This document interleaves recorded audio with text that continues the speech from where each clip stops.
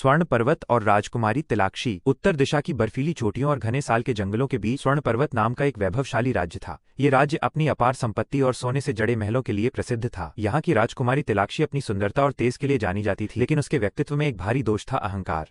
उसका मानना था कि केवल राजसी रक्त ही श्रेष्ठ होता है और साधारण लोग केवल सेवा के लिए बने हैं।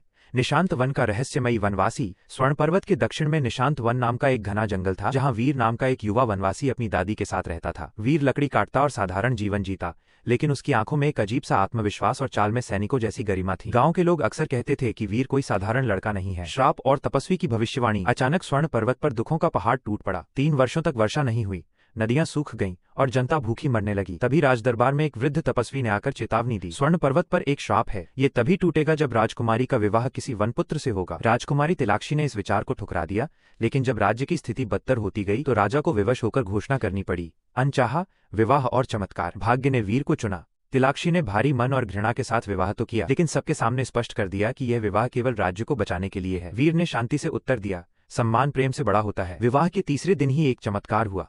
मूसलाधार वर्षा हुई और राज्य का सूखा खत्म हो गया। जनता ने वीर को देवताओं का दूत माना, जिससे तिलाक्षी के मन में वीर के प्रति जिज्ञासा पैदा होने लगी। वीर का असली सच। एक रात तिलाक्षी ने देखा कि वीर महल के पुस्तकालय में युद्ध नीति का अध्ययन कर रहा है और गुप्त रूप से सैनिकों को प्रशिक्षण दे रहा है। जल्द ही एक वृद्ध साधु ने दरबार में आकर इस रहस्य पर से पर्दा उठाया। साधु ने बताया कि वीर वास्तव में पड़ोसी राज्य का वो राजकुमार है, जिसे बचपन में मारने की साजिश रची गई थी और जिसे बचाकर जंगल में छुपा दिया गया। वीर की कलाई पर बंधी राजसी मोहर ने इस सच की पुष्टि कर दी। साजिश का अंत और नया युग। राज्यमंत्री कौटिल्य, जो सत्ता का लोभी था, उसने वीर को युद्ध में मरवाने की योजना बनाई, लेकिन अब तिलाक्षी बदल चुकी थी। उसने अपनी बुद्धिमानी से मंत्री की साजिश को पकड़ लिया और जनता के सामने उसका सच उजागर किया। वीर ने अपनी कुशलता से युद्ध को टाला और शांति की स्थापना की। उसने कहा, राजा वो नहीं जो रक्त बहाए, बल्कि वो जो रक्त बचाए। उपसंहार। वीर को स्वर्ण पर्वत का सह शासक बनाया गया। तिलाक्षी का अहंकार पूरी तरह टूट चुका था। उसने स्वीकार किया कि श्रेष्ठता जन्म से नहीं बल्कि कर्म से होती है। उनके शासन में वन और नगर एक हुए, विद्यालय खुले और प्रजा सुखी हुई। इतिहास में ये दर्ज हुआ कि स्वर्ण पर्वत अपनी स्वर्ण धातुओं से नहीं बल्कि अपने शासकों के न्यायप्रिय हृदय से चमका। अहंकार गिरा, प्रेम जीता और वनवासी बना प्रकाश।